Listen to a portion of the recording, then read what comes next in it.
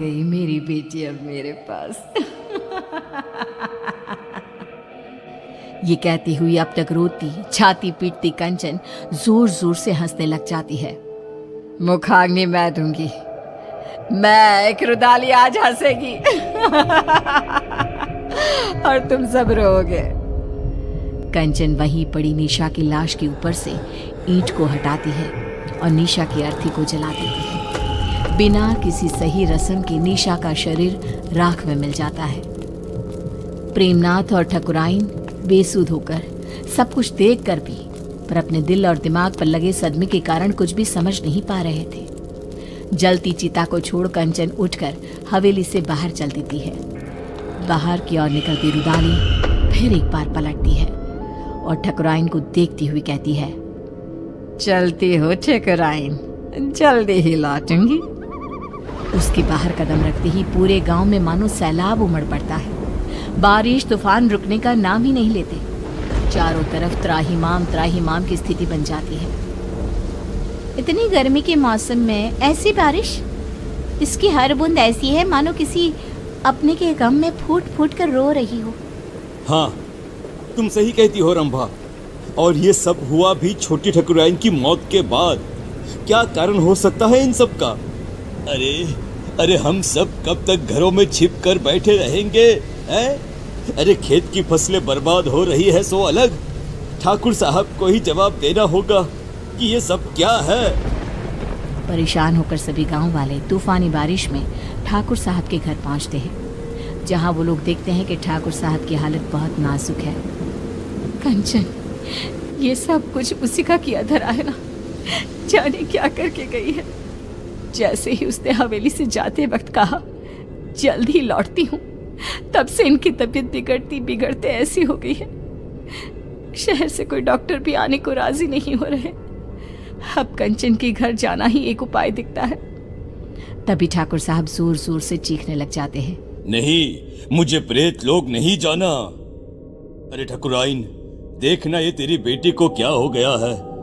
मुझे साथ ले जाएगी ऐसा कह रही है। ये क्या कह रहे हैं आप? यहाँ पर कोई नहीं है। अजी निशा क्यों ले जाएगी आपको? ऐसा कुछ नहीं होगा जी। अरे गट्टू, तू भी आ गया। देख रही हो ना ठकुराइन, तुम्हारी बगिया संभालने वाला गट्टू आज तेरी बगिया उजाड़ने आया है। ये तो बहुत बुरा संकेत है ठकुराइन। ठाकुर साहब को सब मरे हुए लोग दिख रहे हैं। अरे जिस दिन हमारी निशा मरी थी उसी रात गट्टू भी मरा था। मरे हुए पति को छोड़ फिर भी कंचन ठाकुर साहब की बेटी को रोने आ गई। अजीब सा नहीं लगा सुनकर? क्या वो रुदाली गट्टू की पत्नी है? ये सब क्यों हो रहा है? इसका जवाब बस वही दे पाएगी। हाँ ठकुराइन, और हमें एक बच्चा होगा, ये सपना भी गट्टू की पत्नी को ही आया था, जबकि हमारे वंश को तो श्राप था, श्राप। तेज बारिश में सभी भीगते भीगते रुदाली की कुटिया के बाहर पहुंचते हैं। तेज बारिश में बाहर औरतें काले कपड़े में अपने बालों को खोले अपने घुटनों पर बैठी जोर जोर से अपना सर घुमा रही थी। आएगा आएगा गया रे आएगा आएगा गया रे, ऐसे कुछ अजीबोगरीब गाना गाती हुई जोर जोर से सर घुमाती वो औरतें बहुत डरावनी लग रही थी। हमें अंदर चलना चाहिए। सभी दरवाजा खटखटाते हैं पर कोई दरवाजा नहीं खोलता। तोड़ दो दरवाजा, हाँ तोड़ दो दरवाजा, दरवाजा तोड़ दो। दरवाजा तोड़कर सभी अंदर आते हैं। सामने का दृश्य ऐसा भयावना कि कोई अपनी आंखों पर विश्वास नहीं कर पा रहा था। ये क्या? हे भगवान, ये कंचन कौन है? इसके घर से तो प्रेत लोक का रास्ता जाता है। कंचन उठकर आगे बढ़ती है और जाते हुए अंगारों को पार करती एक अजीब से चेहरे के राक्षस के पास पहुंचती है, जिसके हाथ में चाबुक था जिससे वो रूहों को सजा देता था। पूरा गांव आ गया है मालिक, अब सबकी बलि ले लो और निशा और मेरे पति को वापस उनके शरीर में भेज दो। दोनों के शरीर को संजो कर रखा है मैंने। ये निशा बिटिया का शरीर तो सबने जलते हुए देखा है, तो रुदाली के पास शरीर कैसे है? ये क्या राज है? रुदाली गट्टू और निशा के शरीर को सबके सामने रखती है और कहती है, निशा मेरी बेटी थी, मेरी इकलौती बच्ची, जिसे मेरे पति ने ठाकुर साहब को सौंप दिया था, क्योंकि आप कभी मां नहीं बन सकती थी। बोली ठकुराइन, सच है ना ये? आप लोगों के पैसे के आगे मेरी ममता का गला घोट दिया गया। जिस दिन गट्टू ने मुझे बताया कि मेरी बेटी आपके घर जाने वाली है, मैंने उसी दिन से प्रेत लोक को अपना घर बना लिया था।